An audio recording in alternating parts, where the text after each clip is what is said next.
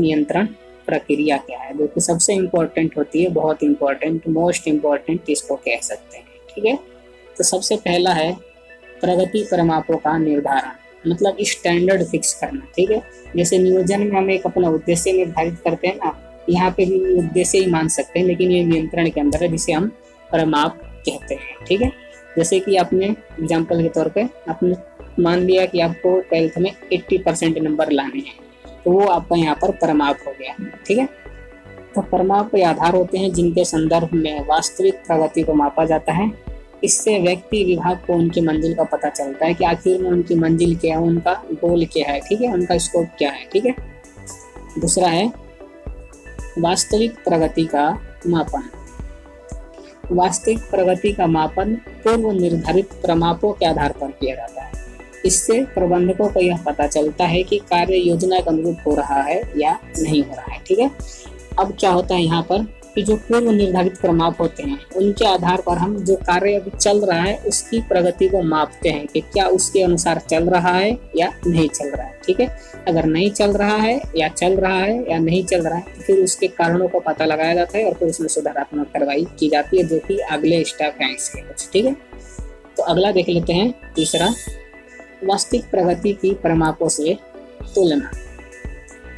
यहाँ पर वास्तविक प्रगति की तुलना परिमापों से की जाती है, इससे विचलन का पता लगता है। ठीक है, हमने इससे पहले क्या देखा, वास्तविक प्रगति का मापन। ठीक है, हमने वास्तविक प्रगति को मापा कि क्या उसके अनुसार चल रही है, निर्धारित के अनुसार चल रही है या नहीं चल रही है। ठीक, अब क्या पता लगेगा, तीसरे में हमें वास्तविक प्रगति के परिमापों से तुलना करेंगे, तो यहाँ पर हमें उसके विचलन का पता लगेगा। ठीक है, जब हम वास्तविक प्रगति की तुलना करेंगे निर्धारित परिमाप से, तो अगर वो उसके अनुसार या उसके आधार पर नहीं चल रहा तो उन दोनों के बीच में जो डिफरेंस है उसे विचलन कहते हैं। ठीक है, हिंदी में, तो उसका यहाँ पर पता लग जाएगा। ठीक है, चौथा चरण पर देख लेते हैं विचलनों का विश्लेषण।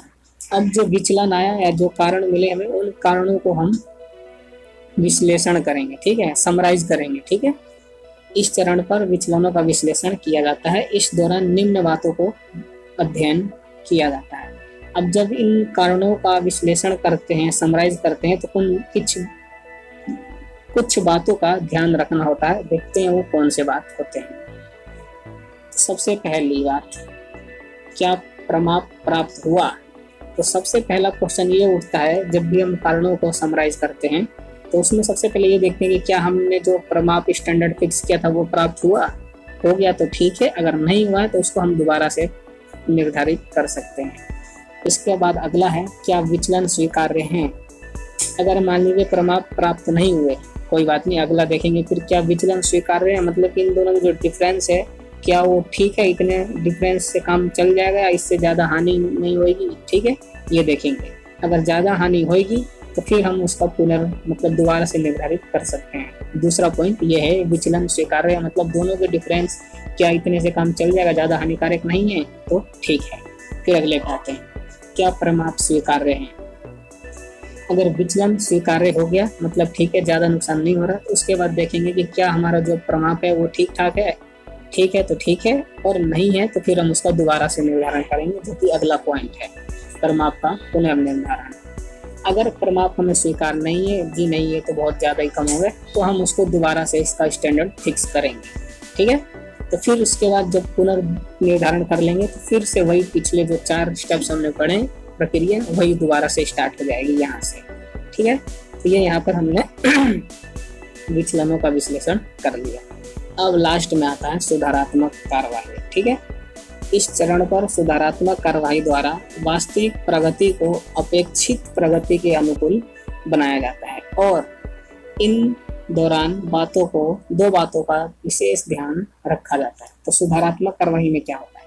तो सुधारात्मक कार्रवाई में जो वास्तविक प्रगति होती है, मतलब जो प्रगति अभी जैसे जो काम अभी चल रहा है, जिस गति से चल रहा है, उसको अपेक्षित प्रगति के अनुकूल बनाया जाता है। मतलब उसको हमने जो स्टैंडर्ड फिक्स किया था अपने परिमाप के अनुसार उसको चेंज किया जाता है। ठीक है, उनमें बदलाव करके उसको हमने जो निर्धारित किया था परिमाप, उसके अनुसार उसमें चेंजेस किए जाते हैं और उनकी गति को बढ़ाया जाता है। ठीक है, तो इस समय 2 बातों का ध्यान रखा जाता है।